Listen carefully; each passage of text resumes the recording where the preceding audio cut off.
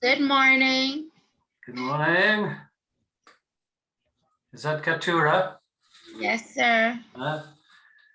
Well, you can see the sunshine on my back, but I can assure you, if I step outside, I shall need my big coat, my hat, my boots, everything I can, scarf, everything I can put on.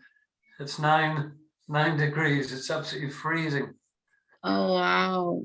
I don't enjoy the cold. I don't. No, I don't either. I mean, I don't like it too hot, but I do like it warm. I don't like it how it is at the moment. It's pretty Right. bad. It's pretty bad, yeah. Mm. I did work, there's all this trouble with Ukraine at the moment and Putin advancing. I shouldn't say too much because Miguel's already pressed the recording button, so I can't say actually what I was Yes. going to say. Yeah. Yes. Because he caught me out before by when I was making some comments about that very nice man, President Obama. Yes. Yeah, next thing I knew, he's got it up on YouTube. Goodness me. The Americans could have come for me and took me away. Yeah, we have to be so careful. Well, you do. Yeah, you do. I mean, before you know it, everything's up there on Facebook or whatever. I mean, it's escalated pretty much substantially already, but I hope they catch their sense and just, figure some things out. Yeah, it's really difficult, yeah. We're just getting over COVID I and know. to go into something like this. Yeah, that's what one of my colleagues was saying to me yesterday. We've had 2 years where, for example, I've only been to London once in 2 years, and then we're just starting, got an invitation next week to an event. And then, as you say, this is the breaking news now about Ukraine. It's terrible. It's awful. Yeah. Oh, this too shall pass. We'll get over this. I hope so, yeah. Yeah, we will. Well, Miguel, I think you must have frightened everybody off this week. We've only got Ernst and Couture at the moment. Oh, no, we got one more coming in. Folks will trickle in so slowly. They'll trickle in. Miguel's ever the optimist, Yeah.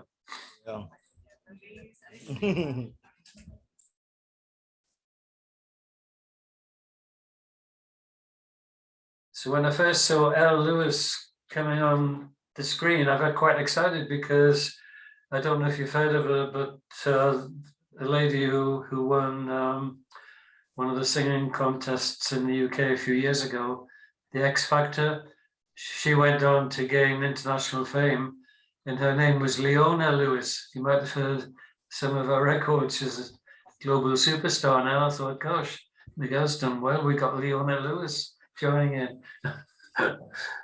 And Nikita now here. Good. We're building up the numbers.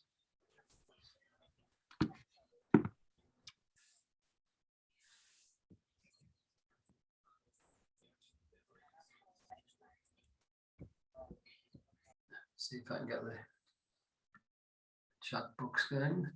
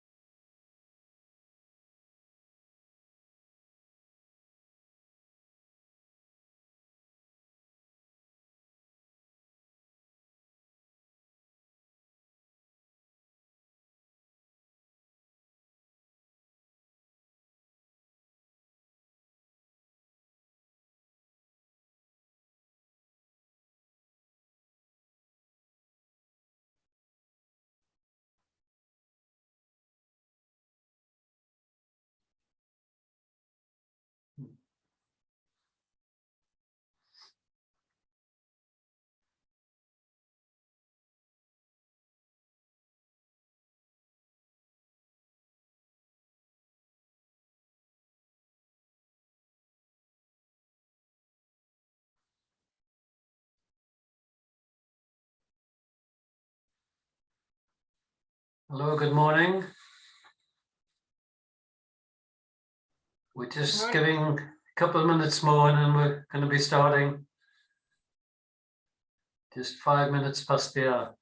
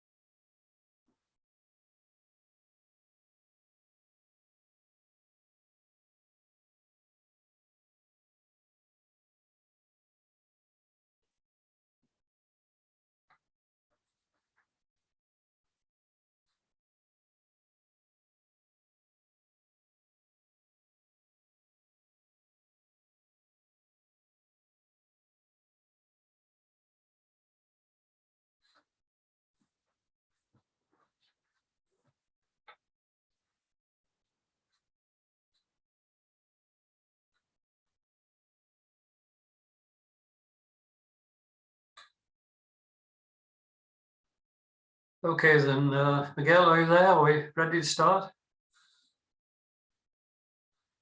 Good, Mark. Yes, sorry if I'm a little delinquent. I get like four other online classes. I saw no, but yes, please, we're recording. So yeah, let's go ahead and make it start because we have a lot to cover in a very short period of time. Okay, fine. So good morning again, everyone, and welcome to our continuation of the financial situation analysis, and hopefully you can all see the materials on the screen quite clearly. We tested it a bit earlier. So remember, last week we started our financial planner journey by looking at some personal client situations, and you looked successfully at the John Edwards case, and then also Jane Brown. And with Edwards, I think we all more or less agreed that probably the best route was to take the option where he had like a consolidation or a bailout or whatever you like to call it of his financial situation by going to the bank and asking for the larger amount of loan. But we all agreed that if we did that, it would be very, very important to set quite a tight time scale by which we could monitor, that Edwards was sticking to the plan, and hopefully with his new promotion, things will get a bit easier. And we were looking for a lot more information about Mrs. Edwards. We didn't know much about her at all. And I think it was Ernst who mentioned, we need to find out, is she going back to work? Has she been working before? What's the age of the children, etc., etc.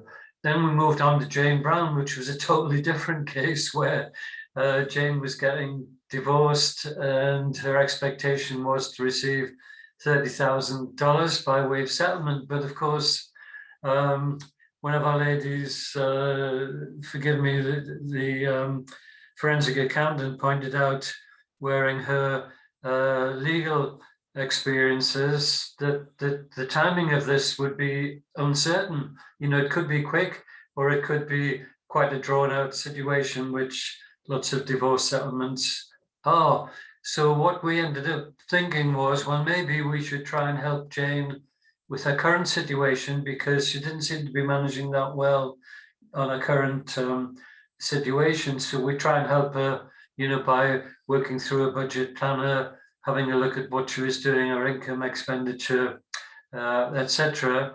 And then at the same time, trying just to delay things slightly with this timeshare idea. And yes, we would look at it, but there was, again, a lot to explore. And we weren't sure legally whether a timeshare could be offered by way of collateral to the lending bank if the lending bank was interested, which we thought at the moment they wouldn't be, because it looks too risky at the moment. And the source repayment looked slightly unknown, because we didn't know, in fact, whether they could sublet the timeshare, and if they could, how much they could sublet it for, etc., etc. So both cases, I think, were interesting cases and very different, and would test your skills in terms of, you know, finding out what's going on, trying to come up with some good advice, and then also the underlying area of how we actually manage these clients and their expectations. And that's what will happen in module 2. You'll have 3 sessions on customer relationship management, or if you prefer the title, client relationship management, and that will be handled by my colleague from the UK, who's had lots and lots of experience of this, over 30 years experience on this topic. And what will happen is Miguel will explain, there's a slight change to the schedule in that Mike will start his session next week, and then I'll pick up my 3rd session with you, which will be practical case study related a little bit later. So for today, let's make a start on this analysis part 2. Now, this is slightly more complicated, as you'd expect, because we're going to be looking at business situations. And the thing about Nassau, and my experience of Nassau and the Bahamas, is you do get, you know, a huge variety of different situations in terms of businesses. So, for example, you could be dealing with a very small business request, possibly for a startup, for a small shop in Bay Street, or, you know, it could be something different. It could be what Miguel likes to call a mama and papa guest house, you know, on one of the family islands, or it could be an industrial setup within Freeport, or it could be, you know, American businessmen or businesswomen coming to see you where they've got a successful company that might be large, or in fact, it might be very large.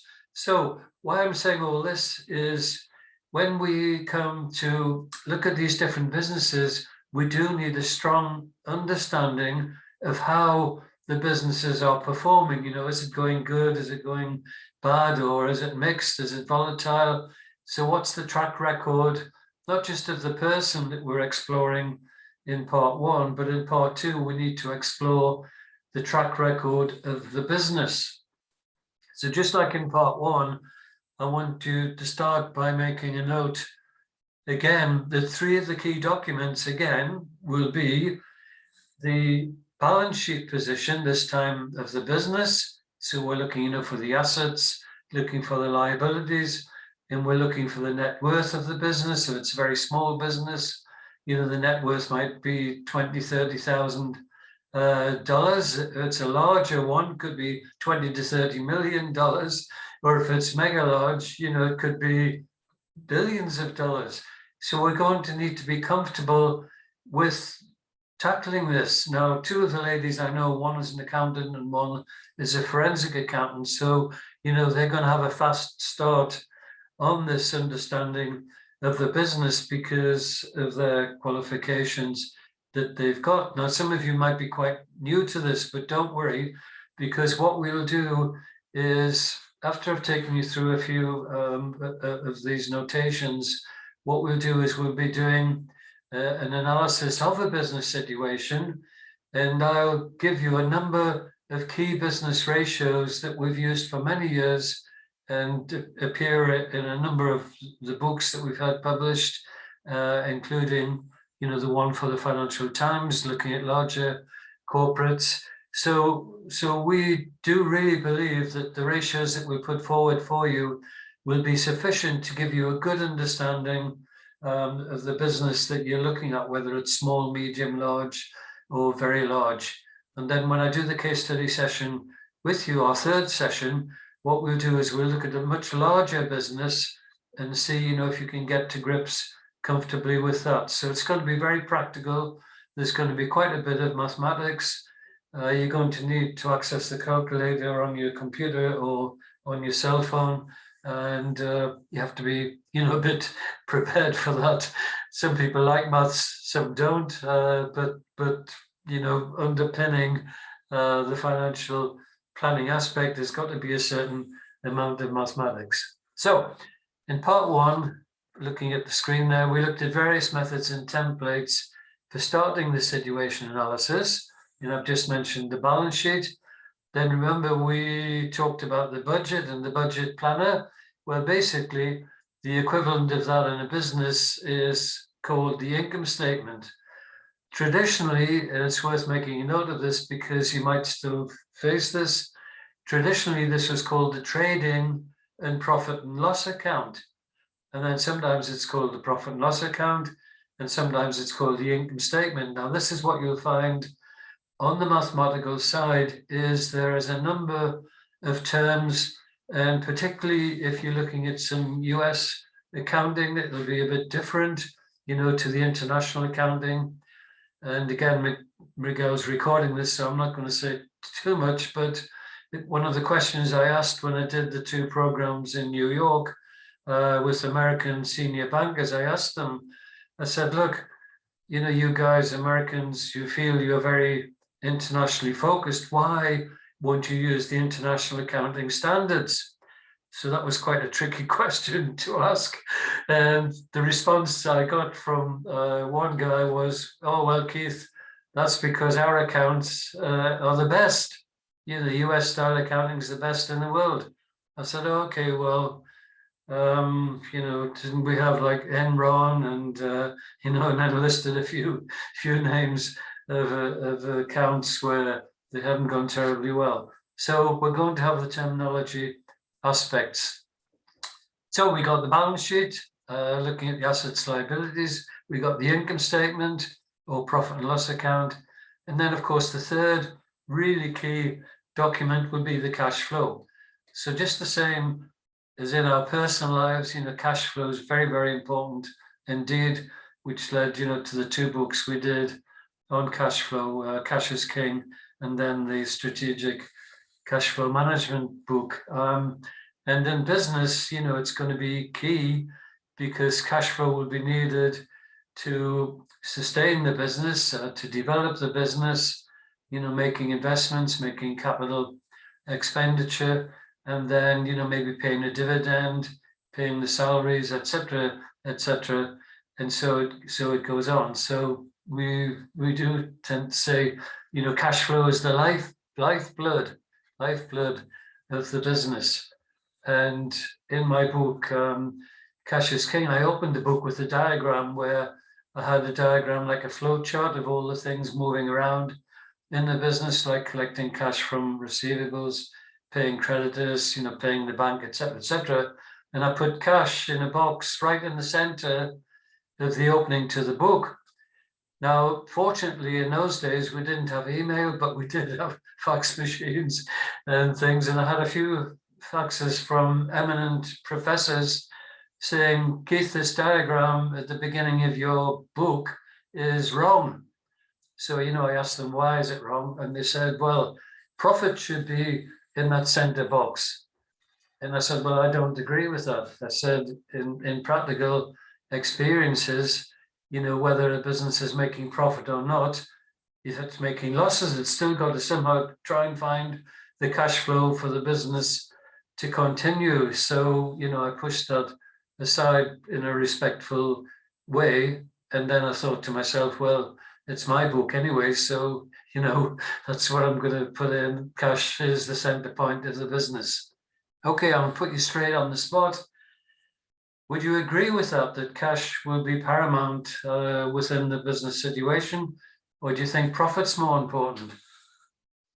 Someone speak up or go in the chat box. I know it's just after 10, but let's get into the spirit of things. Yes, I agree. Cash is king, like you said. Thank you. Any experience of why you say that? Or is that personal or business or both? Both, really. Yeah. Yeah, I mean, cash flow for us all during the pandemic has been a nightmare, hasn't it? It's been so difficult, and lots and lots of businesses have had a terrible time. And the government here in the first section of the pandemic, you know, they did this furlough scheme, which has also been used, I believe, in lots of other countries, and probably in Nassau. Did you have a furlough type scheme in Nassau where the government paid some of your wages or not? Unless you're referring to the unemployment benefit, then yeah, I think that's similar. Yeah. It's a similar thing. Yeah. Mhm. Yeah, it's just called different. They called it furlough for some reason. Nobody ever understood why, but that's typically what happens in the UK. You know, you have these guys, these kind of, you know, people from way back, and they have all these terms which can be quite confusing to everybody. Yeah, thanks for that comment. Anyone else want to add to the cash flow side, and then we'll keep going?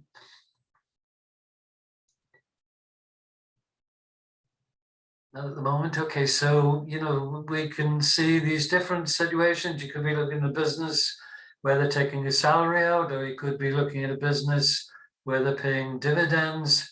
It really depends on the type of business and the business structure you're looking at. So let's begin by looking at some of the key areas of business performance. We have to have this in our minds. Some key areas to be examined will be the client, once again, trying to, you know, KYC, get to know the client and the type of business that they've got.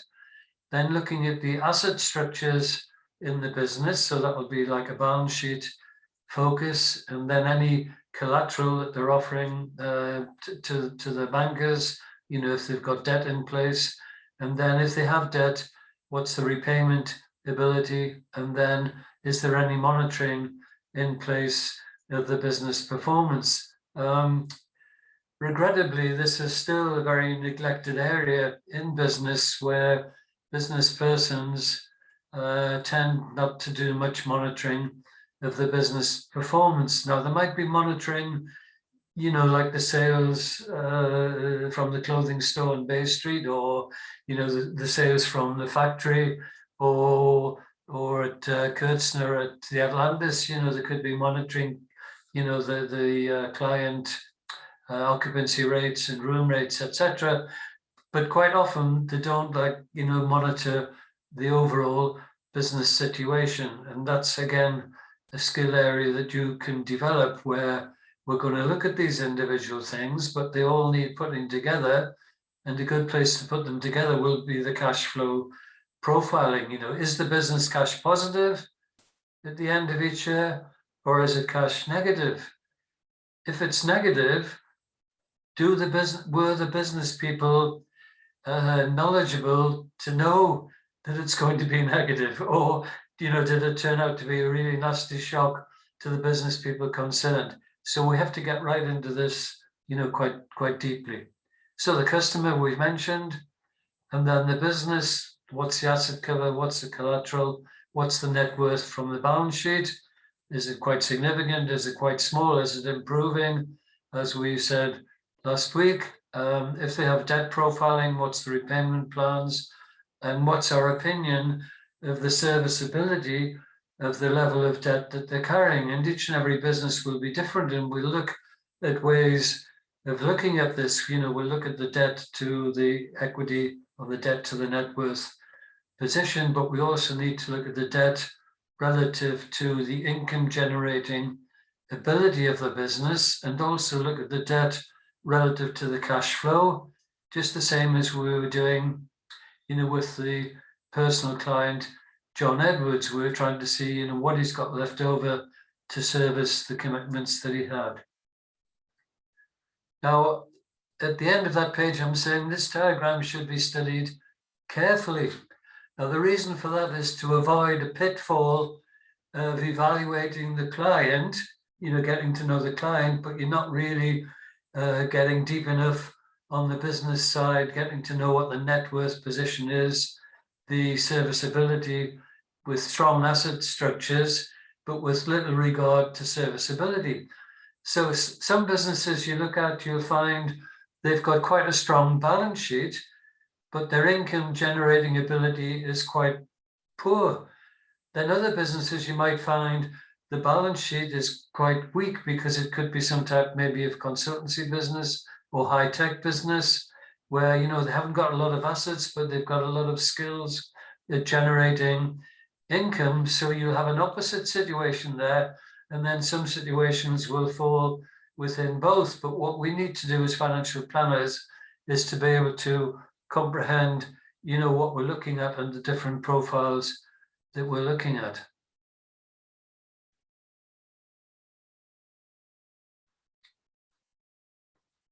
So any of these key areas we ignore, problems could be encountered sooner or later. So full assessment must be made to reach a balanced judgment, and that's what you're trying to do. So just to emphasize what I said there again, it's vitally important to remember that a business, no matter how strong its balance sheet, cannot carry a debt burden greater than can be serviced by the income earning capacity of the business. So for that reason, we'll be placing a lot of emphasis on understanding, you know, the trading profile of the business, which will be displayed in the income statement and can be projected in a profit budget going forward within the business plan, which we'll come on to, and the cash flow budget, or if you prefer the term, the cash flow forecast. So again, both terms go side by side. So in exploring these essential points, you know, the cash flow forecast will help us because it will show the income streams coming in terms of positive cash flow, and then what they're actually doing with this money and how much is required to fund differences if they're there. So we're really trying to dig into the business to see whether, and I like to use the words cash positive or cash negative. Some people like cash generator or cash consumer. You know, is the business generating cash or is it consuming cash? And when we talk about that, we're trying to talk about the net position. Yes, businesses could be generating at the top line good cash flow, but what happens, you know, after all their expenses and other costs? What's the situation bottom line?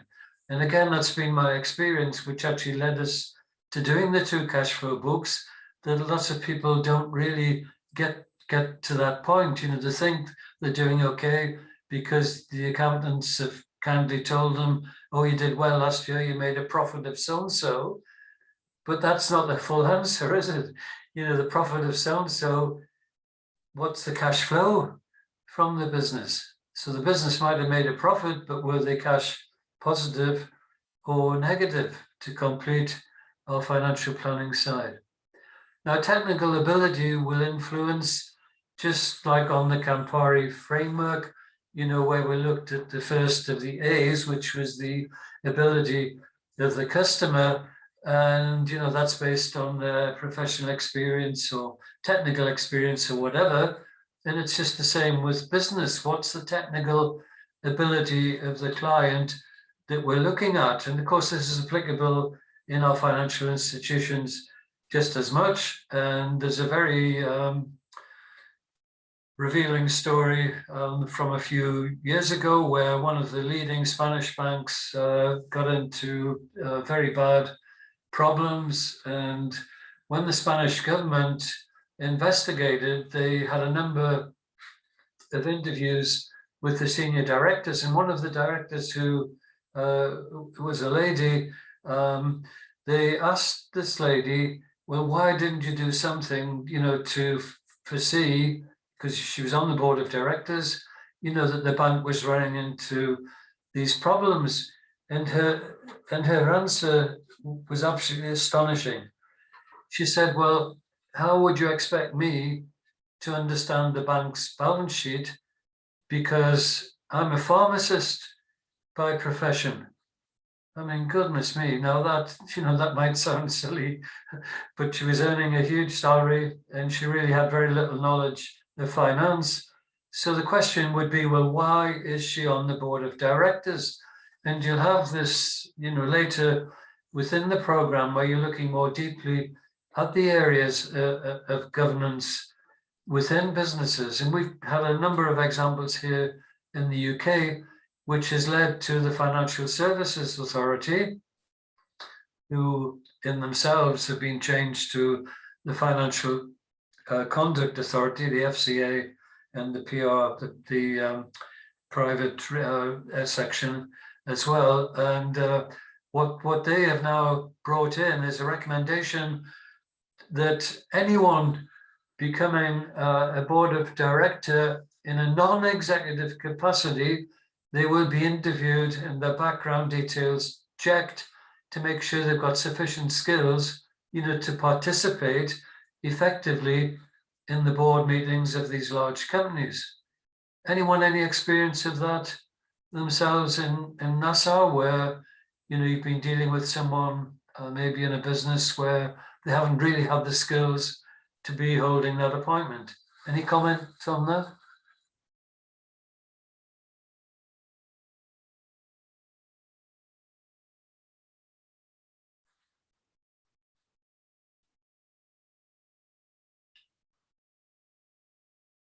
No comment from anybody this time?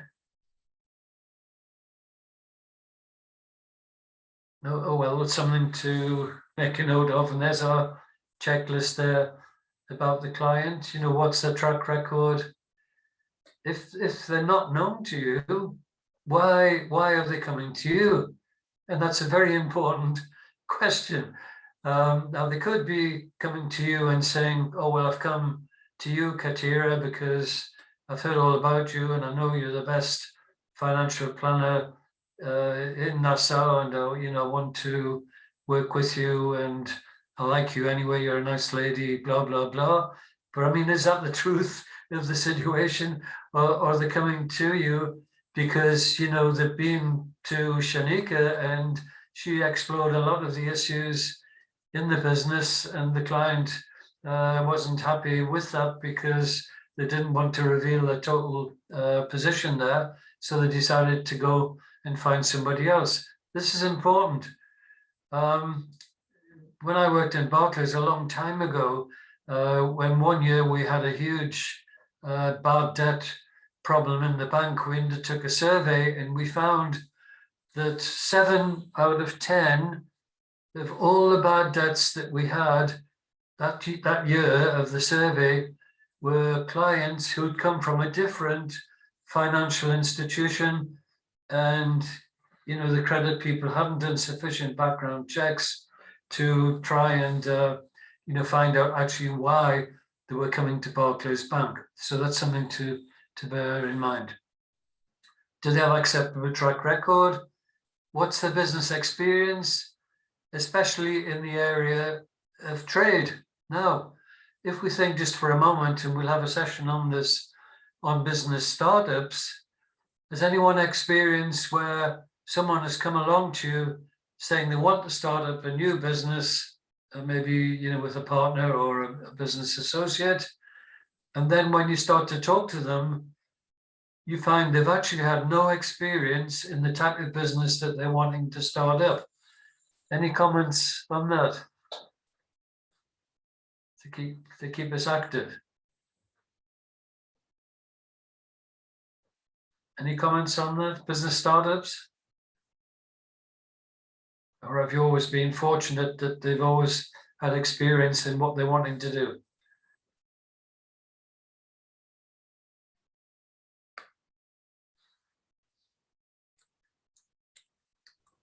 I know of someone who operates a business and they were offering service and doing brokerage, but they don't know anything about it. They had to rely on the person that they hired. Oh, right, yeah. Okay, very good, Shanika. So the business person themselves had no actual knowledge of it. So why were they going into it? Just because they thought they could make money out of it, or they thought it was a good market to enter? Or don't we know? That was in addition to another service that they were already offering. Okay, so they had one service offering that presumably was doing reasonably well? Yes. And they decided to branch out into this other product. Right, Well, and eventually they lost that employee and now they have to stop the service. Yeah, oh gosh, yeah. Well, there's an interesting story for everybody. Yeah. Yes. So you're relying on somebody else because you don't understand the product yourself. And then, of course, you're in a risk position because if that person decides to leave as they did, what are you going to do then? So you've got this new product offering that you can't sustain. So another of the kind of older books, you probably haven't heard of this one, but you could look it up on the internet sometime and you'd get an extract, is Ansoff, A-N-S-O-F-F. Now, Professor Ansoff, American professor from 1970s, 1980s, he did this really book on corporate strategy, and the book all revolved around one diagram where he showed within the diagram this aspect of products and markets, and he like plotted these.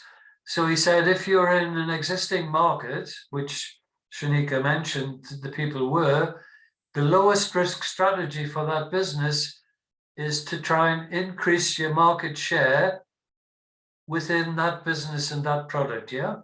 So that's a low risk strategy. A much higher risk strategy, and he has a number of these plotted on the diagram, which you can get access to. The most extreme risky strategy is to take a new product and take that new product into a new market area. Now that's just exactly, I think, Shanika, what you've described. So that's a really risky business strategy. So I'd recommend you all take a look at that. If you can't find anything, email me, via Miguel, and I'll send you a copy of the diagram, because it's a really interesting business diagram to look at. Also, Mike Hill might mention it in the client relationship sessions. So make a note and put him on the spot if you want, because he'll have knowledge of it as well. So that's an interesting comment. Thank you for that. So this is important. Do they have business experience, especially in the area of trade, or the area of trade, as Shanika has described, that they're moving into? What was the professor's name again? It's just come in. Let me type that out. Ansoff, very unusual name, as you can see. See that? A-N-S-O-F-F.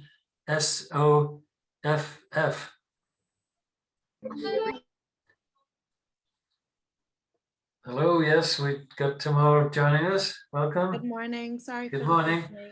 Don't worry, he's been recording it, so you can catch up on it all. And we're heading into a bit more tricky area, looking at different businesses. So welcome. So yeah, Ansoff, the diagram's worth having a look at. I think it's a very good macro perspective of businesses and strategy, but at the same time, it's a very simple diagram that you can use to plot quite effectively. And if you think about your own financial institution, you know what you're doing and what you're doing well. And then just think about your own organization. Have they made this type of move where they go maybe overseas, for example? They might decide, oh, well, we're going to go out of Bahamas if they're a local institution, and we're going to set up a business in USA, for example. Now, USA would be a very difficult place to set up a new business. Most people think to the contrary. They think, oh, it'll be brilliant. There's loads of Americans, over 300 million. My business will do really well, blah, blah, blah. But the problem of doing business in the USA is Americans might speak English, but their English isn't the same as ours. And their business tactics aren't necessarily the same as ours. Now, with British businesses, there's an expression that the Atlantic Ocean is littered with businesses from the UK who tried to go to America and develop their business and failed. So all I'm saying is, if you're going into a new geographical area or a new business line, you've got to be careful. We'll do more on that as we progress. Now, the next point is very, very important, particularly in Nassau. What is the client worth financially? which you might get quite good information on. But the second bit is a little bit more sensitive. How has their personal net worth been accumulated? You know, we got to be really, really careful. You know, just a few years ago, we had the leaking of those Panama Papers, which also included one of the very senior ministers from the British government. You know, there's a number of high-profile people were revealed in this, so it's very important to ascertain, you know, where have they derived the money from. Next point, what's their personal commitment to the business? You know, are they a director, or have they got a personal guarantee being offered into the business? So what's their actual commitment? And I like to call this like a stakeholder review. So that's a bit beyond a shareholder review. What we're trying to look at is all the parties that are involved in the business. And you don't have to make it very complicated, just one piece of paper. Who are the parties involved in the business and what's their exposure to the business? And that's quite a neat thing to do, particularly if you're trying to work with a business that's in trouble. Because by doing that, you'll see straight away, you know, who are the key people that really, really want this business to turn around or to survive, etc., etc. So quite a good thing to do is to make this list of commitments. Then, does the client have adequate life and health cover? And again, you'll be having another module on that important aspect. So, if you can, visit the business. Now, I know that's quite tricky for you. Some financial institutions, you know, have customer relationship managers who definitely go out and visit the business. If you can, it's really good to do because you'll get a lot of information and it'll really bring the business to, you know, to a life situation for you. Most business people are receptive and they are willing to show you around. Observation and discussion will enable you to make a judgment as to their technical and management ability. For example, you know, you're going around, you see the size of the business, what sort of state is the business in? Does it look, you know, well organized, or is it an absolute mess, you know, with stuff flying around everywhere? So I've got a paragraph on that there. Does the place look well organized? Have the buildings and machinery the capacity to meet production? I know you don't have much production within Bahamas. And can you look at their business plans and discuss them? And there's some key questions there for you. What's their experience? How long have they been in business? Do they use modern techniques? Are they in full control, or do they spend a lot of time away? What's the depth of the management ability? Who's there to help them? Do they delegate the routine tasks? And then the bit that they always don't really want to answer, who keeps the business records? Because, you know, that's something we really want to get to see. And I remember I visited lots of businesses, but I remember visiting a farming client of the bank many, many years ago. And I was chatting to him, and what we used to do with the farmers, would ask them to show us around the farm to begin with, because most farmers would be really comfortable with that. You know, they're growing crops or their dairy cows giving milk or whatever. And then after we'd had a look around, then we'd sit down, you know, in the farmhouse and then start to talk a bit about the financial side. So I'd done all the visit and it had gone quite well. And then I said, oh, can I have a look, you know, at some of your business records, please, you know, like the income that's coming in and the expenses. And what he did was he leant down like this, and under his desk, he brought out a big box, and he just put the box on the desk, and he said, there's my records in there, help yourself. And all that was in there, our forensic accountant will die at this, was just, you know, bits of paper, various payments and things like that, invoices. So there was no actual proper records of the business. The opposite, you can get very detailed business records, which will help us understand how the business is performing. So very, very important. And the site visits, you can come up and find some very surprising things. I'll just give you one more quick story. The bank had an industrial laundry business. So the industrial laundry is the type that would have contracts with the hotels, like Atlantis, Obama, and they would take away the linen, etc., and then process it and deliver it back. So this industrial laundry were having severe cash flow problems. So the bank asked me to go along, as the corporate manager, and have a look and see if I could assist them in any way, with the situation they were in. Anyway, I got there, the directors were very friendly and everything. And then it was about halfway through the morning, I went downstairs in the laundry factory, and a lady downstairs, she was making some tea, so she offered me a cup of tea. And I said, yes, please, that'd be very nice.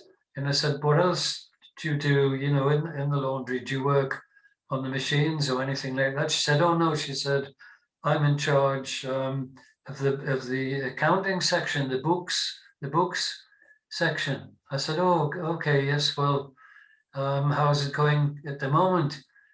She said, well, the directors think it's going okay, but to be honest with you, it's not going that well. And she pulled open the drawer in the desk near where she was sitting and pulled out a whole batch of unpaid invoices. So she said, I really can't pay these because, we don't have the cash flow to pay them. So I said, okay, well, who sends out the invoices? And she said, oh, that's the lady upstairs who deals with all the post and everything. So off we went upstairs, and there's this lady upstairs. And then in the corner, there were all masses and masses of these envelopes all stacked up. So I said to this lady, what's all those envelopes waiting to be posted? She said, oh, I've been so frantically busy, and my colleague's been off sick. I've had to help with the laundry, the pressing of the linen and all this, that, and the other. I just haven't had time to send those envelopes out. Well, you know where the story is going to lead.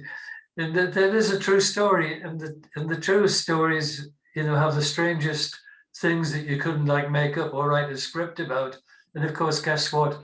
In these piles of envelopes was the invoices that should have been sent out to the hotels and restaurants and what have you, for the hotels and restaurants to pay for the laundry service that had been done. There's the answer. Goodness me. And that wasn't solved by any clever mathematics. That was just solved by a bit of good luck, really. But you will find, visiting businesses really, really important.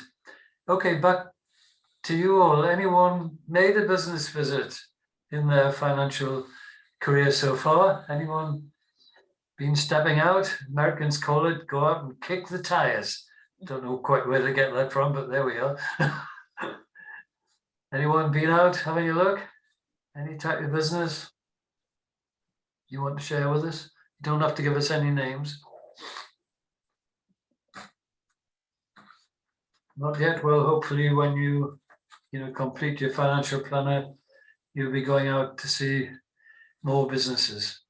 Okay, what we'll do is just do a little bit more, and then we'll take a short 5-minute break, comfort break or whatever.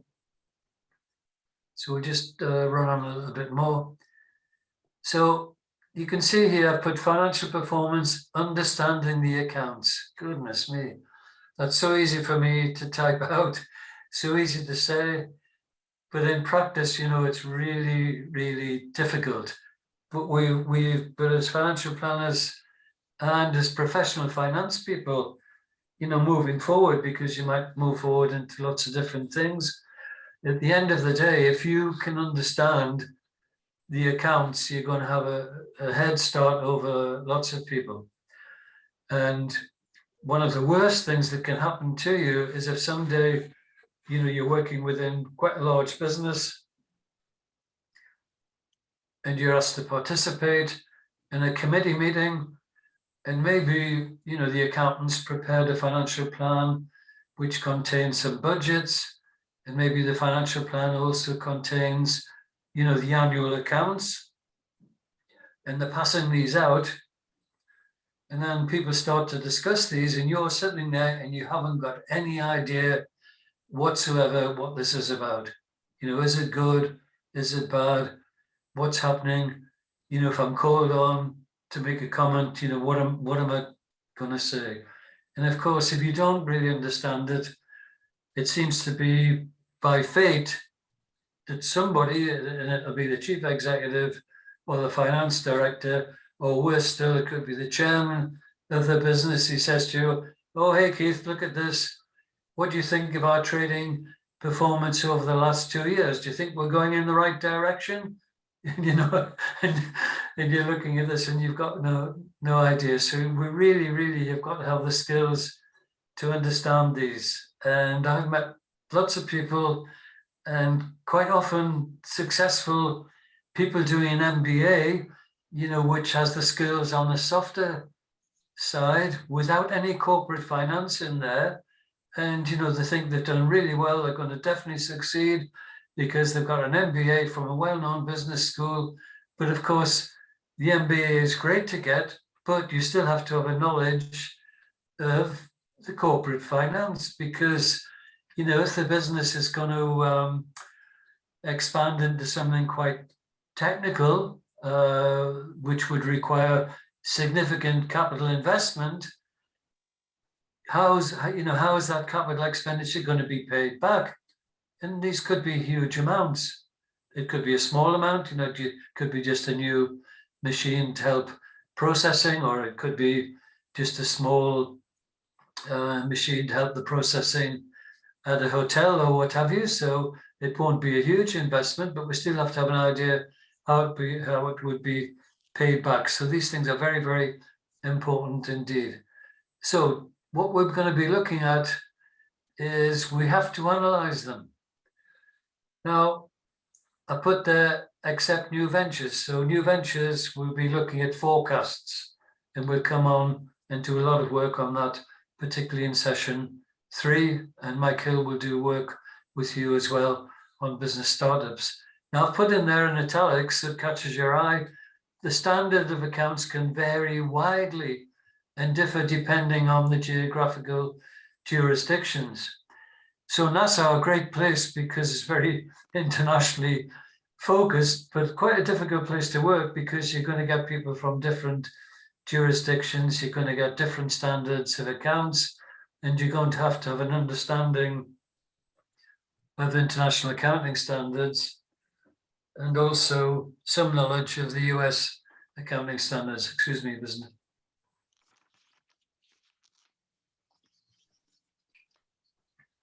See, that's because I've been talking non-stop for 50 minutes. Okay, what we'll do now is just take a short break while my throat recovers, and then we'll get more into this, and then we'll develop some key ratios. There's not too many, you know, some business school ratio programs are absolutely massive. We don't need that. What we need is a number of key business ratios that we can work on small, medium, large and very large businesses to give us an understanding of the business performance. Okay, let's take a break, and it's 52 now according to my computer, so we'll reconvene just on the hour. Okay. Thank you. Let me just mute.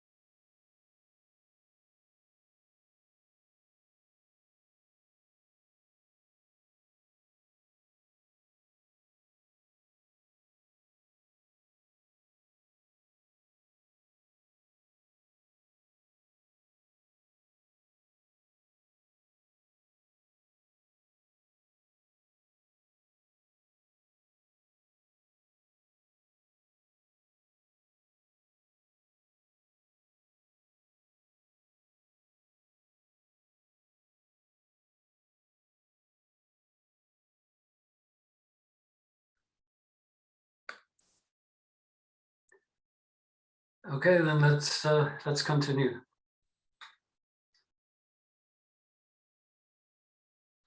So as I said before we took that short break, we're going to be looking closely at the business situations. If we have in the bank, if we're in a bank and we have the actual bank account, we'll be able to see things such as the business turnover or activity. You might want to call it through the account. You'll be able to see things like the average bank balance. Is it overdrawn or is it in credit, etc., giving us the range of the account. What sort of payments are they making by way of standing orders and direct debits. So the accounts can be historic, but it's still well worth analysing. Lots of banks now have forms for extracting ratios, and nowadays, of course, computer programs as well, but we need to understand what we're looking at. We're looking for, a reasonable balance between the net worth of the business and the debt profile. Other business ratios will give us indications of liquidity, debt serviceability, and trading performance. And as I said earlier, there's numerous ratios that you can buy. Books, huge books on business ratios. What we need is a certain number of what I like to call key business ratios. Now, at this point it's going to start to get quite tricky, because what we're going to do is extract a number of ratios on a business case study. Now, because this is online, it's quite tricky to do. So what I'm going to recommend is if we just fast forward in the materials for a moment. So you'll see there's a number of ratios and how they're calculated. So you're going to need, to have that as a prompt. And then we're going to be using those ratios on this business called clothing imports. As the name would suggest, they're importing clothes and then they're selling them on to retail stores. So they're an importer, and then they distribute the clothes to the retail stores, who then would sell to the customers, such as your good selves. Now, what we're going to do is analyze the business performance. The director explains business is expanding. He wants to discuss with you future investment plans, and how would you respond to this client. So what we need to do is, before we can make any response, we need to get to know this customer's business. So what we've got here on the screen is we've got 3 years balance sheets, and then we've got 3 years income statements. And what we're going to do is extract these figures onto this form that I call a summary ratio sheet. Let me just minimize it slightly. Yeah, there we are. And you can see what we're going to do is do this for the 3 years of figures that we've got. And then in the end column there's space for comment, which is the whole purpose of doing these ratios, is to try and see, what's going on within this particular business. Now, if you've got a printer nearby, what I'd recommend is you print that page out, that summary ratio sheet out, and you've got it by your side as we start to work through the ratios. If you haven't, if you can possibly open that summary ratio sheet on another device, so you can look at both things kind of side by side. And if you haven't, you're going to have to manage, like I will be doing, by flip-flopping between the balance sheets, the income statements, and how we calculate the ratio, calculating it and then sticking it onto this sheet. Everyone okay with that? So the purpose is, yes, Nikita? No, that was a mistake. Sorry. Okay, no problem. So, well, I've got you there. Yeah. So what we're going to achieve is this ratio extract. Yeah, everybody's okay with that. So this is going to move off the screen while I go back to the figures, and then we're going to try and work these out. So you can see the first one, look, is looking for the sales growth. Now, why I start with that is because in each and every business, I'm interested in seeing, how it's progressing. Are sales increasing or they're decreasing, like we may have seen recently, and if so much, by how much. So if we go right back to page 5, as it's shown, the printed page 5, can you see the first ratio there in the calculations is the sales growth, and that's sales in year 2 minus sales in year 1 divided by sales in year 1 multiplied by 100, and that will give us the moving position. Now let me see if I can get the calculator on the screen at the same time. Wrong one.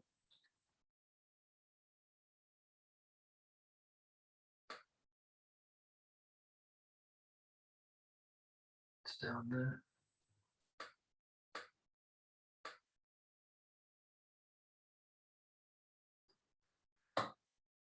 Okay, so back to the ratio sheet. Now the problem that we've got in year 1, so if you head up the ratio sheet, year 1 and then year 2 and year 3, in year 1, we can't calculate the sales growth because we don't have the preceding figures from the previous year. Everybody okay with that? So we can't do sales growth in year 1 because we don't have sales pre-year 1. So I'm putting a dash in the year 1 column for sales growth. Now year 2, we'll do year 2 just so you see how this is calculated. So let's go to sales, and the sales will be in the income statement.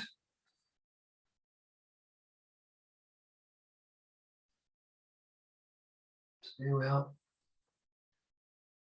So what we've got in sales in the income statement there, and oh no, my calculator has decided to disappear again already. But sales in year 2, like you can see, are $1,050,000. Year 1, 900,000. So sales year 2 minus year 1 will give us a growth of $150,000. Is that right? $150,000 divided by 900,000 and multiplied by 100 to give us a percentage. And you're going to give me the answer. Well, I tried to resurrect my calculator, but I'll do that on my cell phone. 16.67%. Excellent. 16.67. Now, with ratios, yes, we can be, like very, very finite. But what we tend to do is, because you're going to be working, in real business situations, we don't want it to look too extremely academic. So our recommendation always is to round it up to 1 decimal point, yeah? So the figure you gave me, give it to me again, was it 16.6? 16.67? Yeah. So we would round that to 16.7, yeah? Okay. Because anything like a 5 and above, we round up. So if it was 16.65, we'd move it upwards. If it was 16.64, we'd leave it at 16.6. So sales in year 2 increase of 16.7%. Okay, let's just break the trend slightly and we'll do year 3. So this time you've got 1300 minus 1050 divided by 1050 multiplied by 100. And you're going to tell me again what you've got.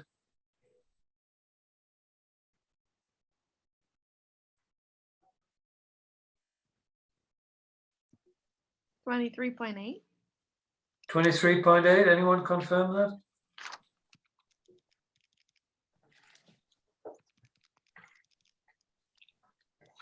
I can hear someone's very quick on the keyboard there.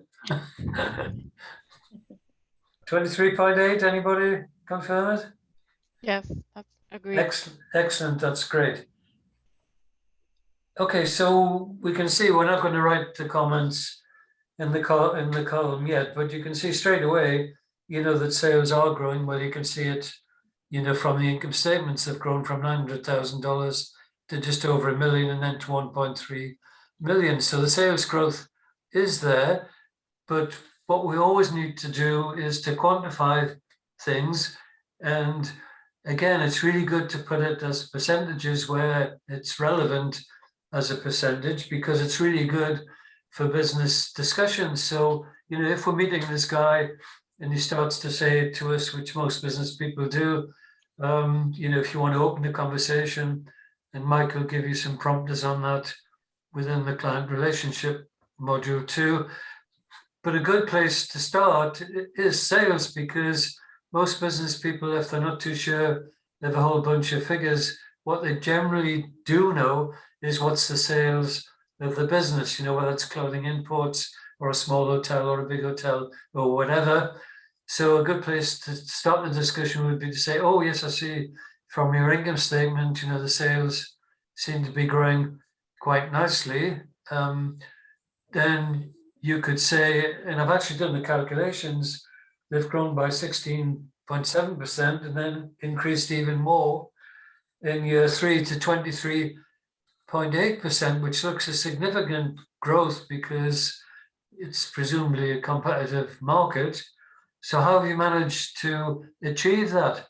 And that would be quite good, you know, because straight away he might say to what Shanika said to us earlier, oh, you know, I've got a new product line and I've taken it into, you know, a different family island and it's gone well, you know, but it does get some type of conversation going straight away. And generally business people do like to talk about sales. Or they could say, oh, well, you know, everybody knows about the pandemic. You know, my sales have collapsed this year. So in the current year, I'm afraid to say, you know, we've gone down from 1.3 million to so-and-so. So straight away you could help by calculating that as the percentage drop. And a bit later on, when we talk about comparative analysis, where we can do it, if we had some comparative data or the client's got comparative data, we could see, you know, is this collapse similar in other similar businesses, you know, within the same sector. So that's going right down the track a bit further so far. Okay, now the second ratio on your sheet is the gross profit margin. Now, see, I'm having to scroll back all the time here. But the gross profit margin, you can see this is ratio number 2, is simply the gross profit divided by sales and multiplied by 100. And this is a very important ratio. I'll explain why in a moment. So let's make the calculation. So again, we're in the income statement. And there's the gross profit. So what we're going to do now is focus only on year 1 and make the calculations together for all of year 1. Then if we've got time, I'll ask you to have a go at completing year 2 and year 3, you know, and then we'll start to discuss what these ratios are revealing. So let's take a look at gross profit. Well, that's quite quick. It's $90,000 divided by sales of 900,000. So you don't really need the calculator. You multiply by 100. That's 10%, isn't it? Yeah. Yeah, great. Now, why is the gross profit so important? Anyone want to make a comment on that? I know we've got an accounting lady and a forensic accounting lady. Or maybe you don't think gross profit is that important. Maybe you just think net profit's the main thing. Anyone have a comment?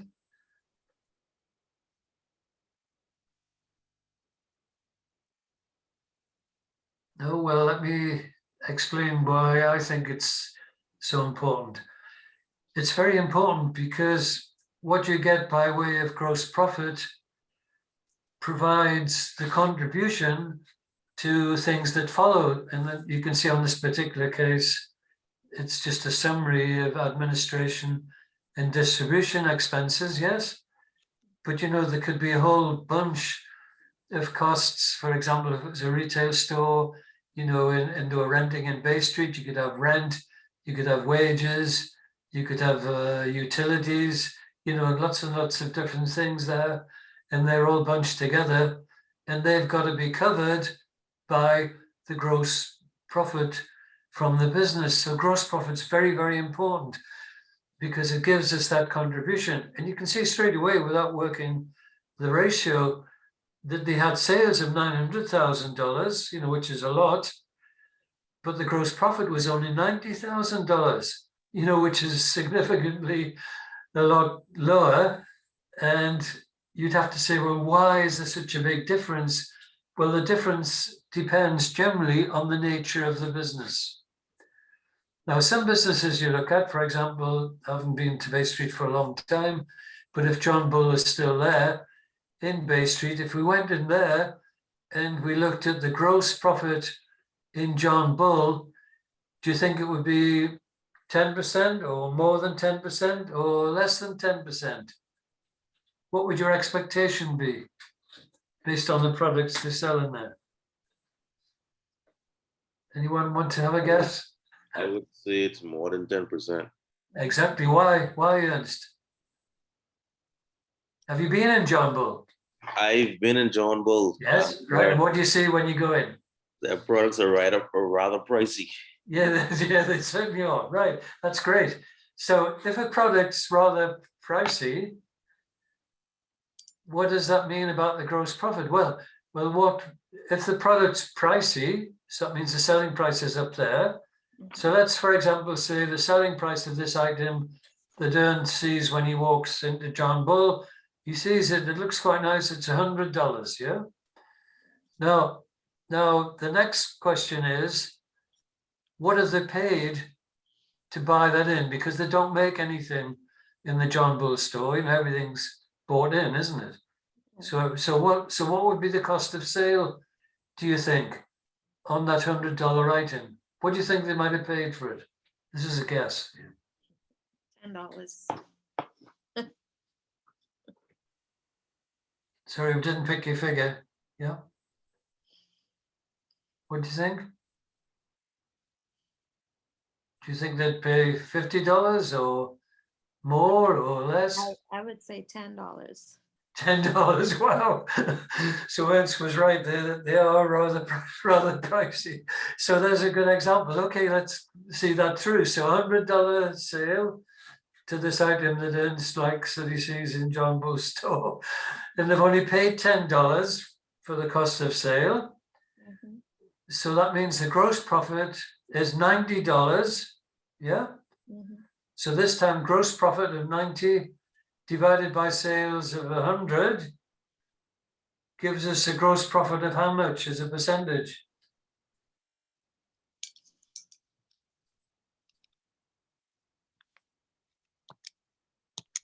Well, it's 9 divided by 10. You don't need the calculator. How much is it? It's so big, you're probably frightened to say the figure. Come on, Ernst, this is your item. What have John Bull made gross profit out of you buying this item for 100 and they only paid 10?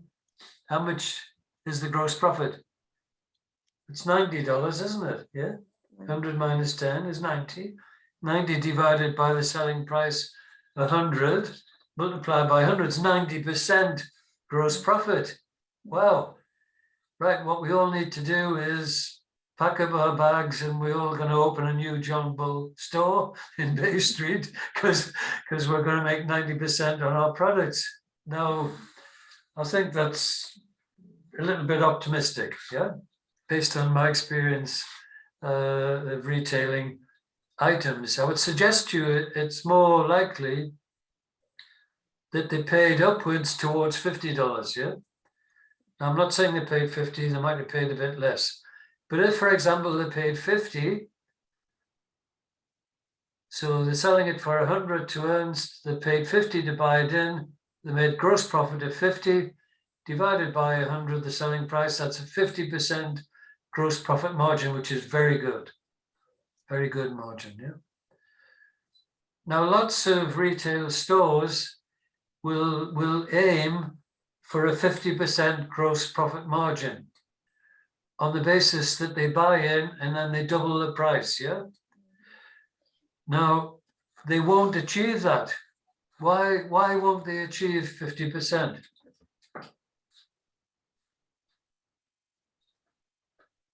Do you think? I mean, what else happens in retail stores? Well, I'll they give have, you- yeah.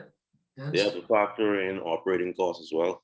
Yeah, no, that's a good comment, Ernst, but it's not correct, because if you look at the screen, their operating costs in John Bull are going to come further down, yeah? They're going to come down below the gross profit. So good try, but that's not the right answer. But there's something else happens in retail stores during the year. What happens in stores during the year? No, Say that again? sorry. Sales? Yeah, brilliant, of course. Well, you all know they have sales at least once a year. Sometimes they have sales more than once a year. You know, they might have Easter sales, they might have Christmas sales, they might have summer sales, they might have, end of season sales. What happens when they have a sale? What do they do to the product price? Reduce it. They reduce it, exactly. So we bought it in at 100. Sorry, we bought it in at 50. We were going to sell it at 100, but we're having a sale, so we discount the selling price to 90. So this time the calculation is $90 selling price minus the 50 we paid to buy it in. That gives us 40 divided by the selling price. Can you work the gross profit margin now? 40 divided by 90. 44.4%. Thank you. So around 44%. So can you see what I'm driving at? Why this is so important? And this is very important because you build up your experience of what your expectation is. So if we all went along to the warehouse on the dock side, or maybe his warehouses in Freeport, and we started a discussion with him, we should have an expectation that his margin would be low. Why? Because he has a big cost of sale relative to the selling price. Why is it high on importers?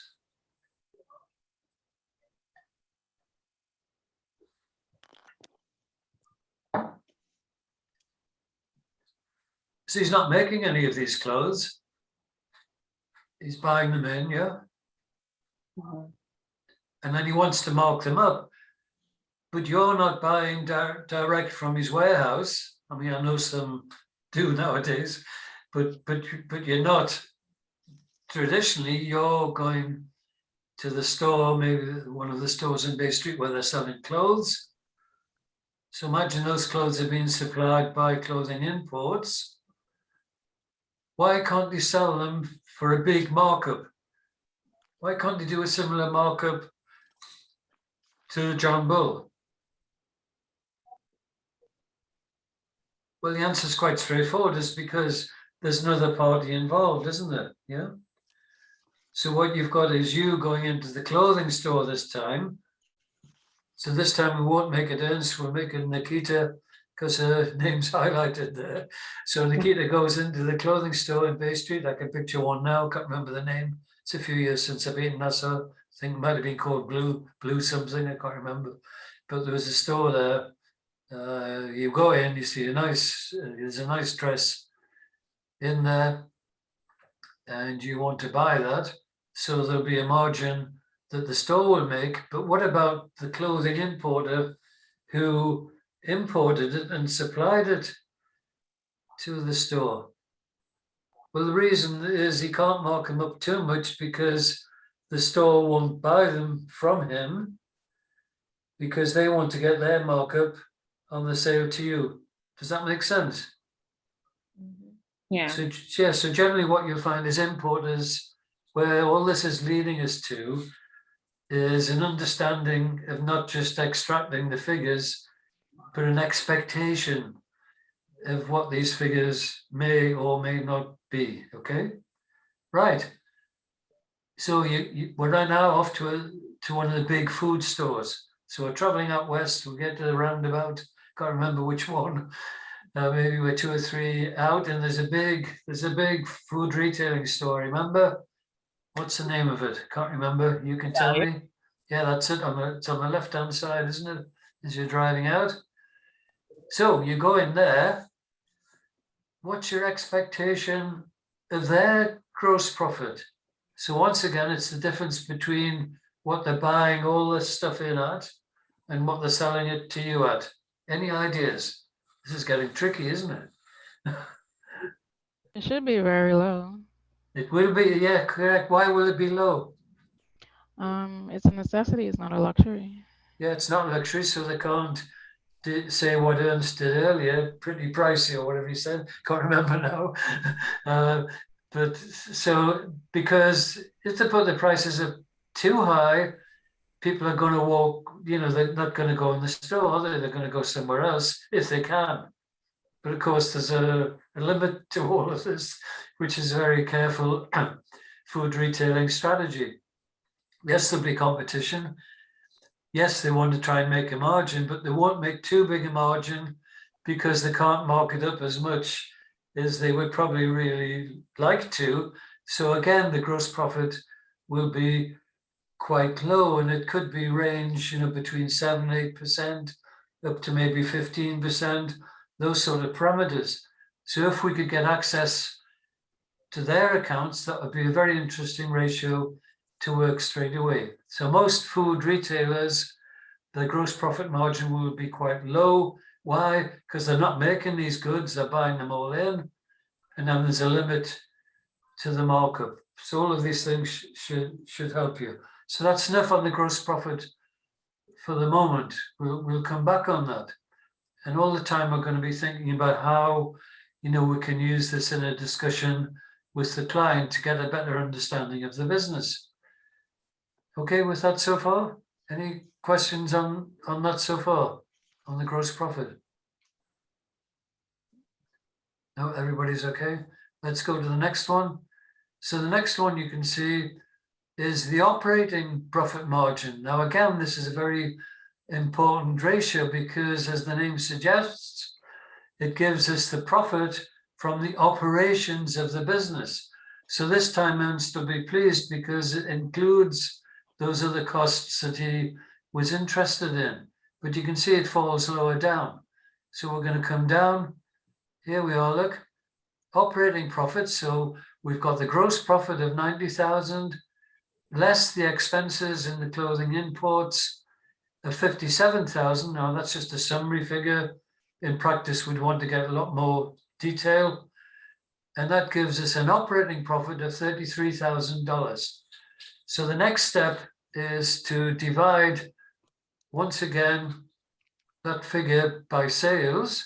So you can see from the worksheets, it's $33,000 divided by sales of $900,000, and then multiply by 100, and you should get the operating profit as a percentage. 3.7. 3.7, thank you. Anyone confirm that? 3.7, anyone? I got the same. Excellent, excellent, well done. So the thing is, at 3.7%,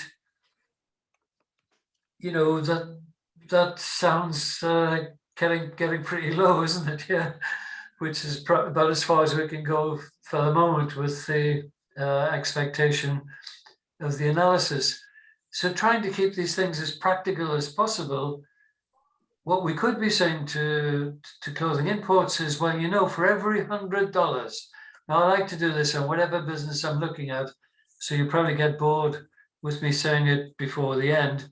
But what I like to do is to try and bring it into a good business expectation. I could say to Mr. Clothing, oh, do you realize in year one, for every $100 of sales, and I know getting sales is hard work, you were making out of the operations of your business, so that's after the cost of sales and after your operating expenses, you were making $3.70 profit. Now that could lead to a very interesting discussion on what his opinion is. And he might say, oh yeah, well, that's pretty good, isn't it? Or he might say, gosh, is that all I'm making? You know, $3.70 for every $100 of sales. So all these things will help focus the mind of the discussion. Okay, so let's go a little bit further. Now the pre-tax profit margin that says on your ratio sheet, you could just call that, you know, the profit before tax, which it is on the accounts there. So this time it's $25,000. And you can see all the time we're equating all of these in the income statement going back to the sales. Yes, so we're equating everything to the sales pattern, which is really good analysis. And we're going to have a really good analysis of the income statement and how the business is performing in terms of the income and the profits. A bit later on, we'll do some balance sheet analysis. And then after that, we'll do some where we're comparing some figures from the balance sheet with some figures from the income statement. So they're kind of a hybrid ratio. But for the moment, we're focusing solely on the income statement. So we've got profit before tax, 25,000 divided by sales, 900,000. What do we get there? 2.8. 2.8. Thanks. So it's getting lower, and the reason it's getting lower, as you can see, he's obviously got some debt with the bank, and he's paid interest charges of $8,000. Excuse me just a second.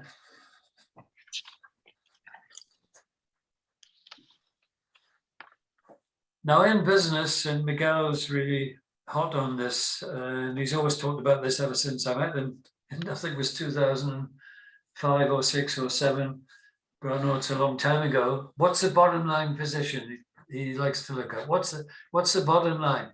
What he means by the bottom line is he means what's the net profit? And of course, this is really, really important, you know, whether we're looking at clothing imports, John Bull, the food store, or the Atlantis Hotel, or whatever. What's the bottom line? And again, let's work that out as a percentage. So if we take $17,000 in the calculator again, and we divide it by the 900,000 multiplied by 100, we're going to get his bottom line net profit margin. 1.9. 1.9. Anyone agree with that? Yes. Yeah, great. Okay, so some snapshot analysis of year one. Well, he's done $900,000 of sales. His gross profit was 10%. Our expectation was it will be quite low because he's an importer, and then he's selling on to the retail stores. Profit from operations, 3.7%. Profit before tax, 2.8%. Then the bottom line profit, 1.9%. So putting this as practically as you possibly could in a business conversation is, Mr. Clothing, do you realize in year one, for every $100 of sales you had of the clothes, you made $1.90 net profit? Okay, what would be your comment on that, Nikita, or anyone else? Shakira, whoever, Ernst? Someone make a comment. What do you think?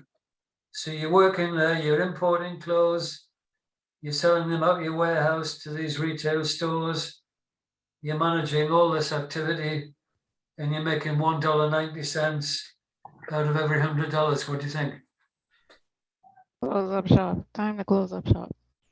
Time to close up shop. Interesting expression, yeah. Or close up the warehouse, I think would be good. Yeah, I mean, it's low, isn't it? Yeah, I mean, it's very low, isn't it? Yeah. Now, I don't want to spoil all the fun because, you know, we're going to be doing 2 and 3 a bit later, but just out of interest, let's just do the net profit for year 2 and the net profit to year 3. Now you can see without doing any mathematics, so there's always two complementary sides to this. We need to look at the figures, as they are per se, and then we need to analyze them by way of performance ratios. So we can see sales went from 900,000 to 1,050,000 to 1.3 million, which is significant.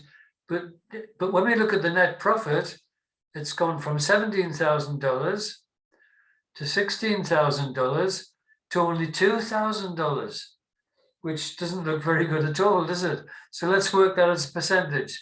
So year 2 in the calculator, $16,000 divided by 1,050,000 and multiplied by 100, and you'll give me net profit percentage for year 2.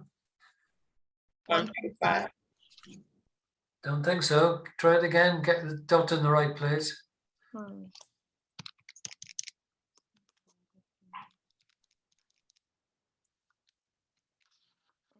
Be careful with the zeros.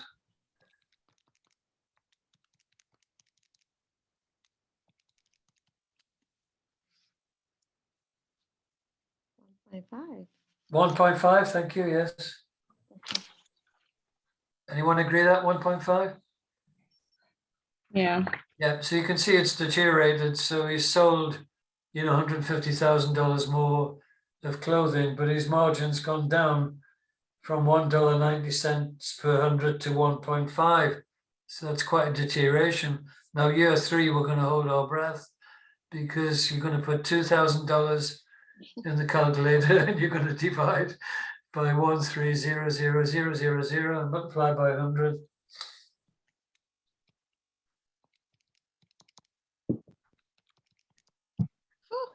Yeah, 10%. What do you get? One. Yeah, that's better. 0.1. Oh dear. So Wow. you can see, he's coming into, and he's going to be wanting to talk. What does he say? Let's have a look. Stick Clothing explains his business is expanding with last year's sales $1.3 million. Well, yes, we know that. And he wants to discuss with you future investment plans. Yeah, exactly. Well, from what we've seen so far, that shouldn't be the focus of the conversation because we've got a serious trading problem here. Because in year 3, he's been working his butt off, to use the American expression, to get sales up to 1.3 million, which is, no mean effort from 900,000 to 1.3 million. But look at what's happened to the profit. It's gone down to 0.1, which is 10 cents, isn't it? So every $100 of sales, he's only making 10 cents. So there's something, I think you'll agree straight away, there's something seriously wrong there, within the trading profile. Everybody okay with that so far? Yeah.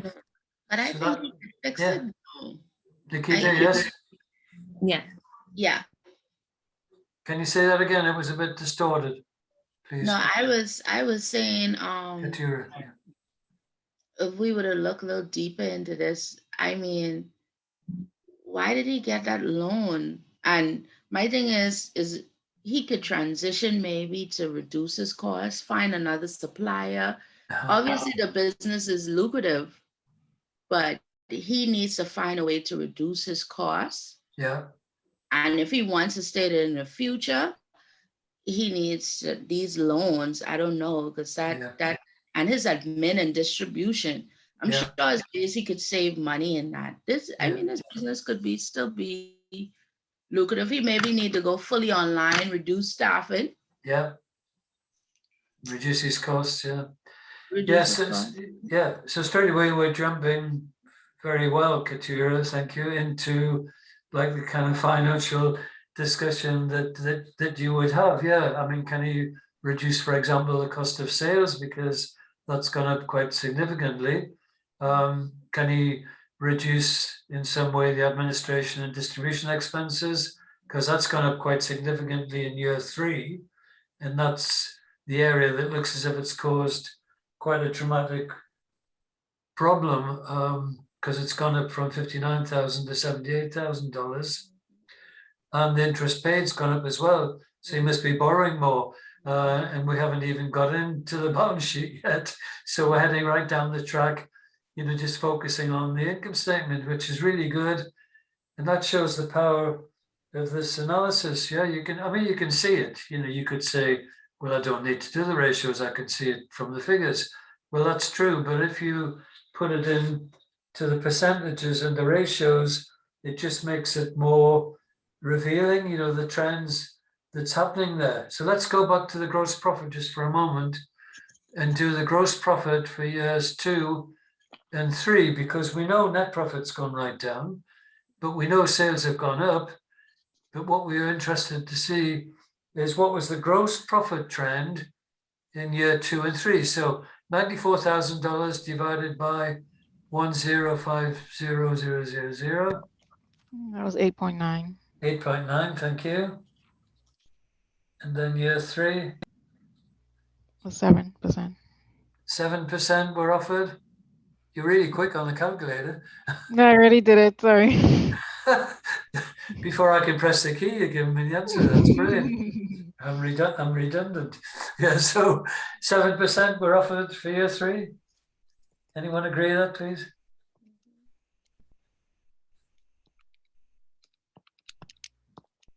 So 91 divided by 130.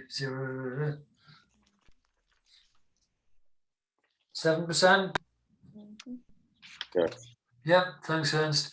Okay, look at that. So that's very interesting, because what you've got is it's more than a double hit, because what you've got then is you've got the gross profit, which we can see. Yes, it went up slightly, but then it went down. But the ratios are much more revealing than just looking at the figures, because the ratios reveal 10%, so that's $10 gross margin on every $100 of sales. Then it's dropped, despite sales going up to over $1 million. The actual gross margins dropped to $8.90 on every $100 sales. And then in year 3, when he had this bonanza of sales at 1.3 million, goodness me, look at what's happened. The gross margin's gone down to 7%. So only $7 rather out of every 100. That's right, isn't it? Yeah, $7 out of every 100. And he's got sales up to 1.3 million. So, and at the same time, as you pointed out, the administration and distribution expenses have increased as well. Now, there's a ratio that isn't on the ratio sheet. And there's always things you can do, like when you're looking at hotels, there'll be ratios where you might, for example, want to have an occupancy percentage figure, which you could try and compare with industry standards, or you could look at room rate increases, things like that, or decreases. What's another figure we could calculate based on the administration and distribution expenses? What could we compare that to, do you think, as an additional ratio? Because you can make ratios up to suit what you're looking at. There's no Bible of ratios. So there's ratios that we can recommend, but then there's supplementary ratios which you might think would fit the situation that you're looking at. So what's another ratio that we could look at there, thinking of this administration and distribution expenses? Come on, Ernst, you can give us a lead on this one. What could we compare that with?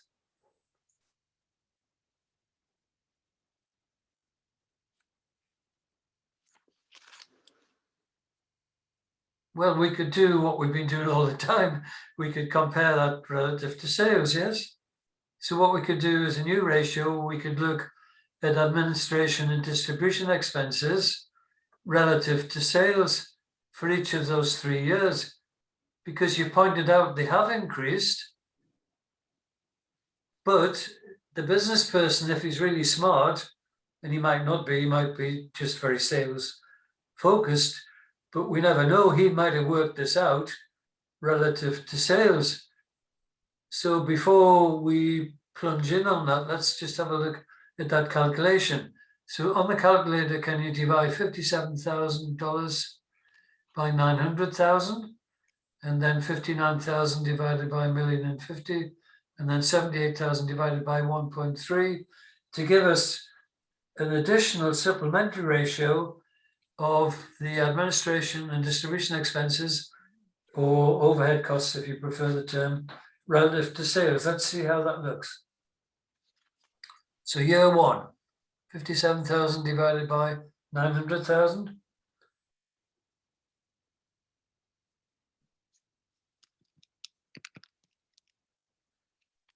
6.3.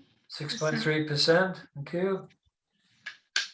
Year two, 59,000 divided by 1050.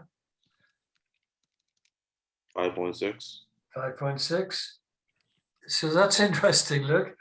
So it actually went down. So you see, if we said, well, look, it's gone up, he might say, well, actually, I've done some figures myself, and it's actually gone down as a percentage of our sales volume. Oh dear. So that's that could be a bit of a tricky ball. You know, we're right into cricket here for hundreds of years. I know you're not in Nassau, although Miguel and I have visited a few times the cricket club for a drink. It's quite a nice place to go. But that's what we would call a googly, which is where the bowler's bowling to you, and he does like a hand twisting action, and this ball comes out with a lot of spin on, and it's quite tricky.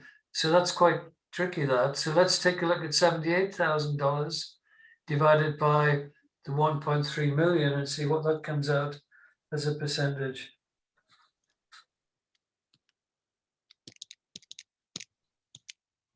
6%. 6. So what does that make of our comment now? What do you think now?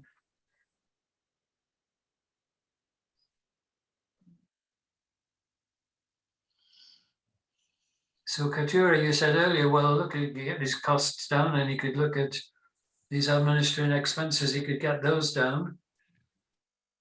Mm-hmm.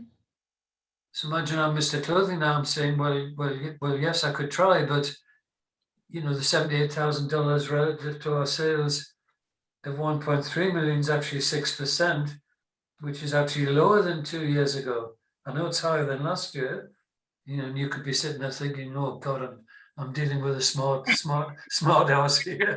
I mean, that's extremely unlikely, because most business people I've ever met, you know, wouldn't go to that extent unless, you know, maybe a full forensic accountant or whatever, or the That's finance actually pretty director. interesting, because now when you do it in the percentage and you look at it, but Yeah, it's the interesting. figures don't lie though. No, the figures don't lie. So your comment is quite correct. It still stands.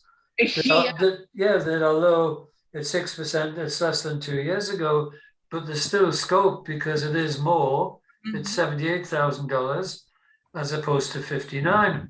So is there any scope, as you were saying earlier, for reducing that? So we need an analysis of what his admin and distribution is. You know, what's actually in there.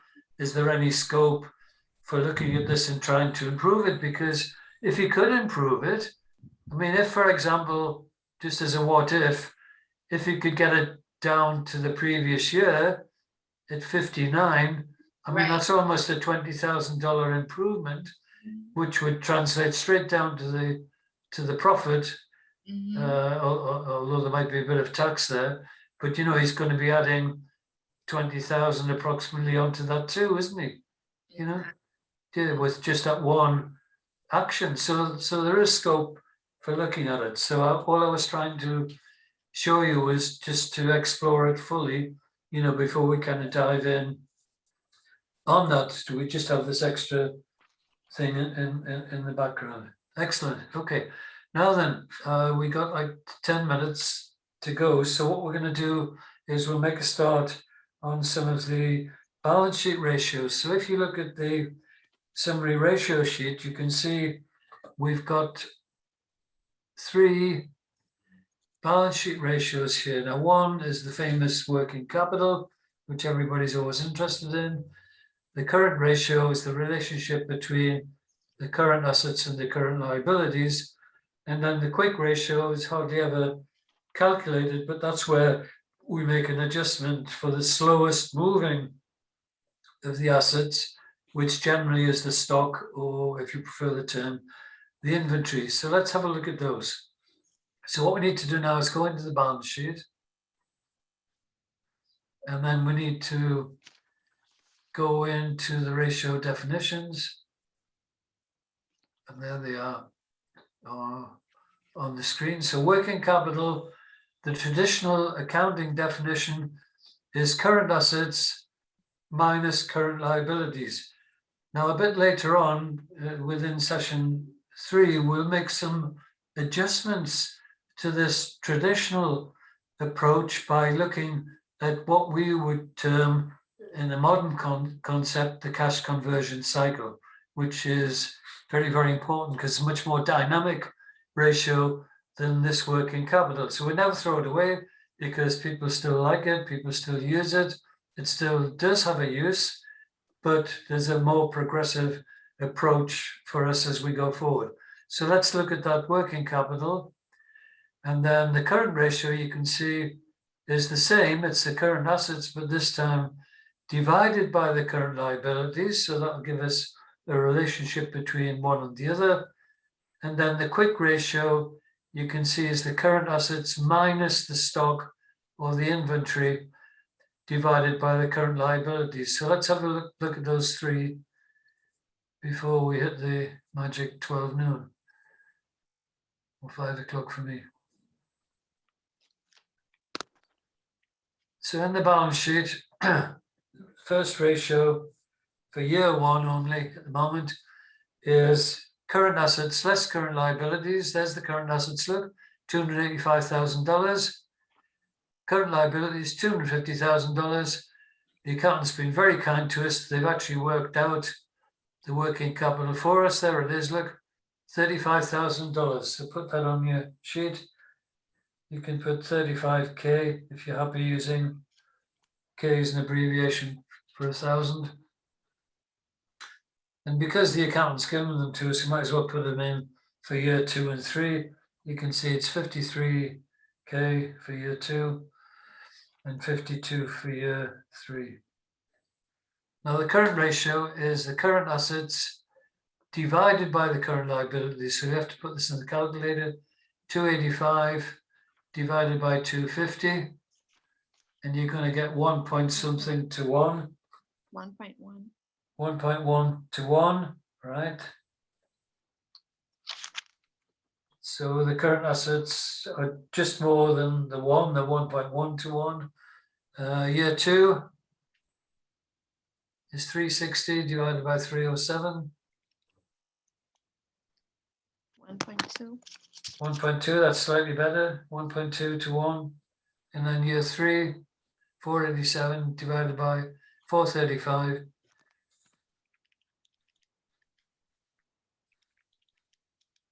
1.1. 1.1, so it drifted back a bit to the earlier figure. Now the quick ratio, remember, as the current assets taking out the stock or the inventory. So what we're looking for is those quicker assets. And again, the accountant's been very kind to us here because he's given us the quick asset figure, look, at 150, 170, and 230. So this time we're going to take the quick asset figure and divide that by the total current liabilities. So it's 150 in the calculator divided by 250, which will give us 0.6. 0.6 to 1. And the next year it's 170 divided by 307.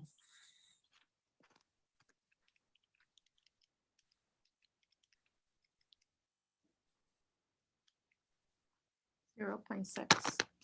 0.6. And then year 3 is 230 divided by 435.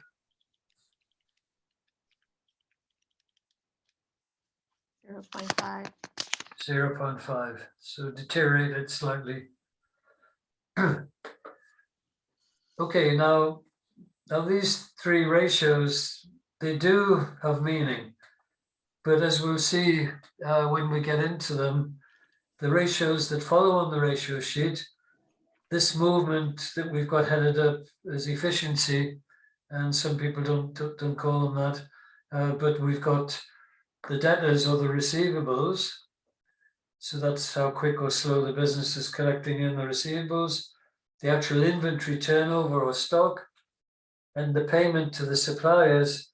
Those 3 ratios are going to give us some excellent ratios, very, very important ratios in your role as a financial planner. And whichever business I was going into, after I'd had a discussion on sales and profits, I'll then start to look at these 3 ratios, the debtor collection, the inventory turn, and the creditors. Yes, working capital is interesting. It shows that it's increased slightly. So, you know, it looks better. But anyone got a comment? Again, looking at the figures as we did before, perhaps Katura could make a recommendation there. Why is the working capital looking better?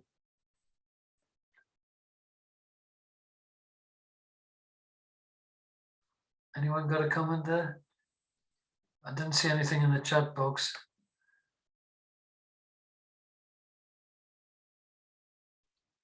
Sorry.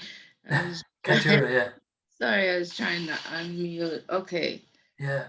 So So working capital on a snapshot basis, you can see the accountant's calculated. It looks better, doesn't it? It's gone up to over $50,000 from 35.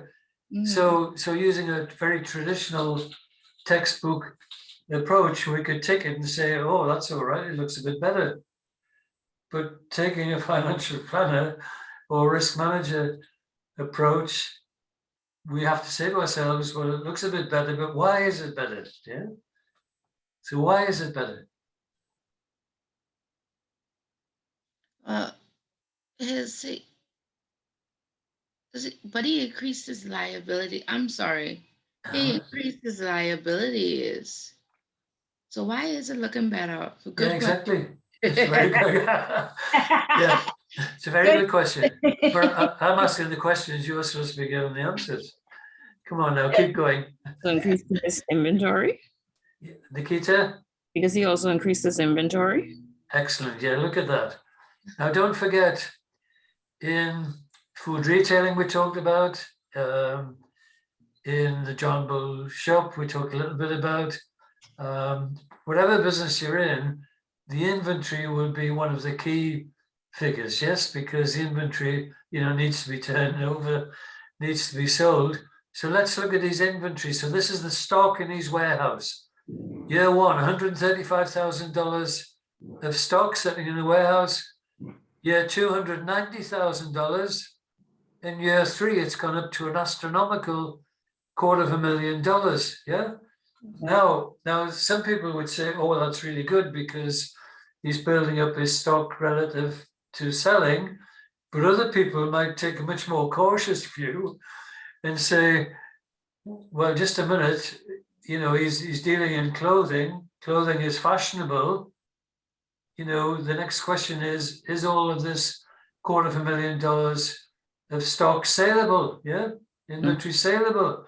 So that would be a really good follow-on discussion with them. So why this figure has improved is a number of things. First of all, look at his receivable collection, his debtors.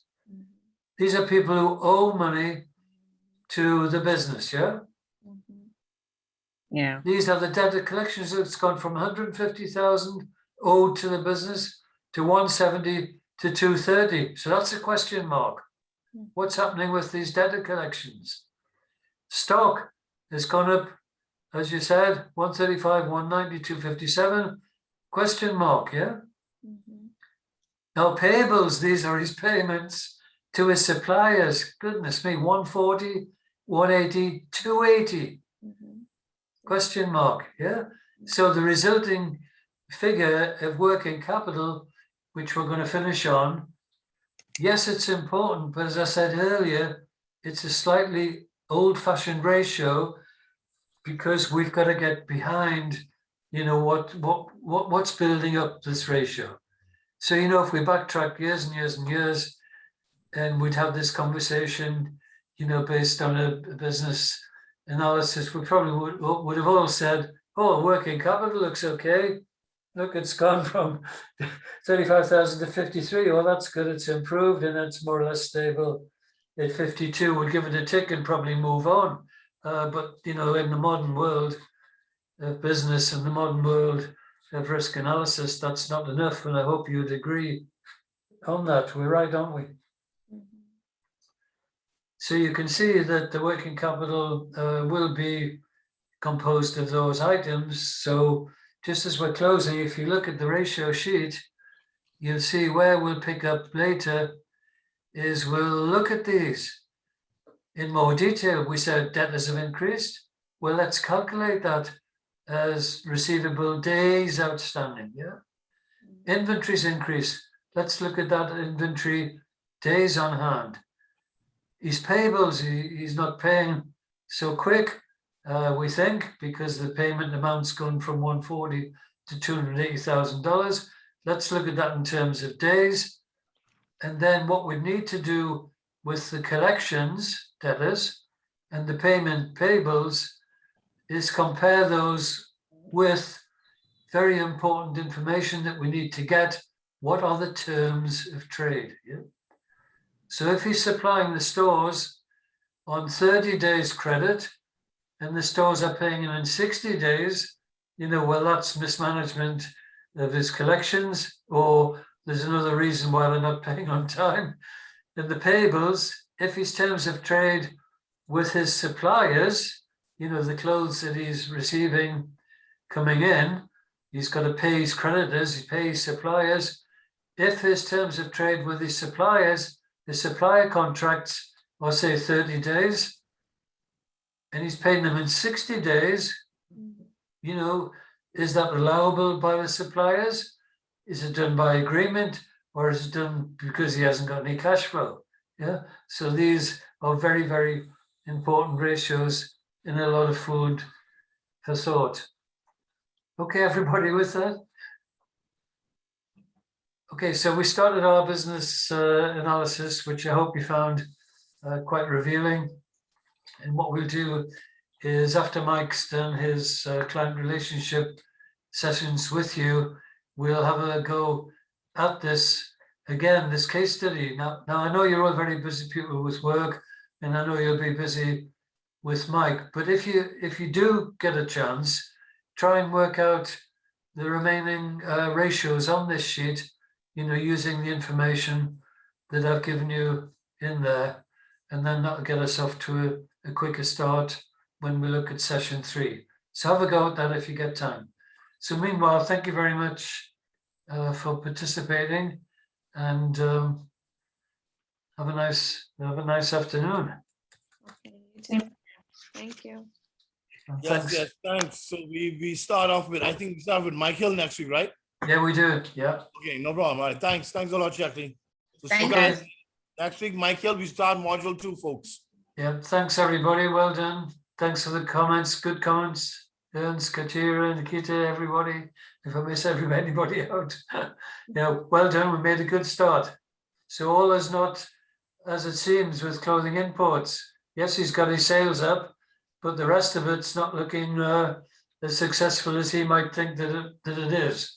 So it's an interesting case to get into. So thanks very much. I have a question. You Yeah, said of course. we're starting off with my client relationships Yeah. next week. Yeah. Miguel? I thought we had another financial analysis. Yeah, well, you would have had, but me and Miguel did say to you right at the beginning that sometimes we have to change the schedule slightly. Oh, okay. So apologies for that. Okay. that you know, sometimes the availability is not quite what we were hoping. Okay. So what we'll do is it won't affect, you know, your understanding of the program, because the relationships, as you can see, have been interwoven straight away anyway. You know, our relationship with Edwards, how we handle interview, how we handle Jane Brown, how we handle clothing imports. So you'll benefit from Mike's 3 sessions on the relationships, and then I'll come back with you and we'll get right into this clothing imports Okay. with the full analysis, and we'll discuss, you know, how we would handle that particular interview, and pick up on some of the good recommendations that you've made already, you know, about how can he possibly reduce his costs, can he do this, can he do that? And someone said, might have been Katira, I'm not sure, maybe he needs to do some online retailing, which would probably be an excellent idea straight out of his warehouse to the customer. That would improve his margins. Yeah, excellent. Well done. Yeah, enjoy your next 3 weeks with Mike. Very experienced. You like him as a lecturer. He's very experienced. Had lots of business relationship interviews and things, and that would be nice. And I'll see you after those 3 weeks. Okay, thank you. Thank you. All the best for now. Okay, bye. Thanks. you. Bye. Thanks. Bye, everybody. Thanks, Miguel.